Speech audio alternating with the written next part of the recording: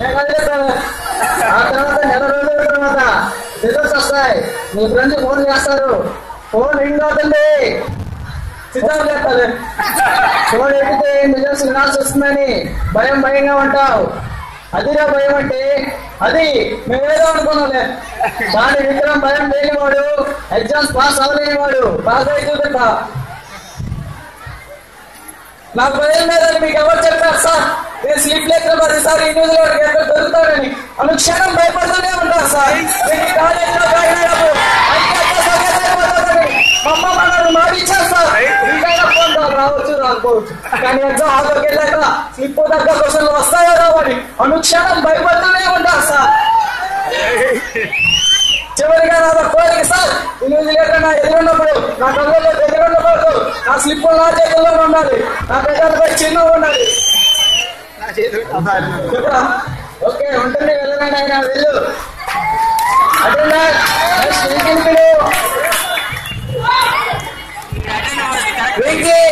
సాధిస్తున్నారు రాదా?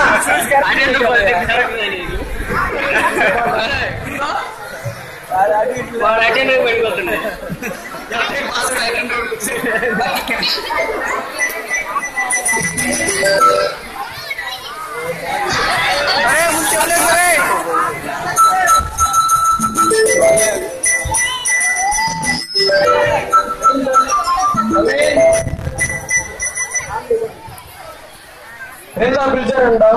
పిలిచారంటే ఇంకి నీ స్లిప్లు పెట్టేసి అసలు ఏమాలనుకుంటున్నావు? కార్డియాలజిస్ట్, న్యూరియాలజిస్ట్ అలాంటివి కాకుండా చిన్న క్లినిక్ పెట్టుకొని చేద్దాం అనుకున్నావు సార్. అబ్బో ఇప్పుడు దాకా నేను పాస్ చేస్తే సరిపోతుంది అనుకున్నాను. నీకు చాలా క్రమశిక్షణ అవసరమే. అవును సార్, అదే ఆ అతి తెలివితేటలు ప్రదర్శించగల అసలు ఏమవ్వాలనుకుంటున్నావు చెప్పు. నాకు ఒక చిన్న కళ ఉంది సార్, చెప్పమంటారా? ఏమిటది?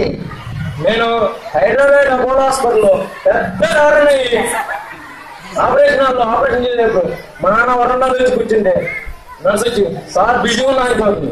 అప్పుడు మా నాన్న వరండాలో నుంచి దీనంగా చూసి ఆ చూపు తాకి నేను కిటికీలోకి వస్తే అక్కడ మా నాన్న ఉండడం చూసి నేను అప్పుడు మా చీఫ్ సత్యనారాయణ డాక్టర్ బాబు, మా బాబు బయట వెయిటింగ్ చేస్తున్నానని ఆపరేషన్ మధ్యలో నుంచి బయటికి వెళ్ళి నాన్న బాధమే పడి క్షమించండి నాన్న గారు క్షమించండి అని కోరి అప్పుడు మా నాన్న చాలా పట్టుకొని పైకి లేపి ఒదిగి కొట్టు పెళ్ళైనప్పుడు ఎదిగిన కొట్టు పోయినప్పుడు తండ్రికి ఎలా ఉందో తెలుసా సార్? అది సార్ నా కళ. నవ్వండి సార్ నవ్వండి. నా కళ నా బాధ మీకు నవ్వులా అనిపిస్తే మళ్ళీ ఏడుస్తాను సార్. నవ్వండి. ఇంకా చాలా వెళ్ళరా ఆయన, వెళ్ళు. అదే నెక్స్ట్ సిద్ధుని పిలు.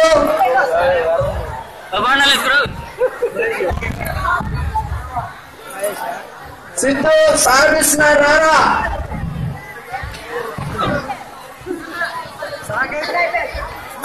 ఏం సార్ పిలిచారంట?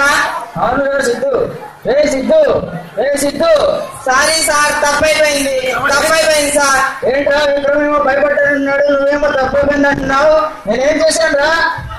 మొత్తం మీరే చేశారు సార్. నేనేం చేశాను సిద్ధు? అందరూ అన్నీ అంటున్నారు, సిద్ధు ఈ బుక్ చదువు, సిద్ధు ఆ బుక్ చదువు అంటూ ఏవేవో బుక్ ఇస్తాడు.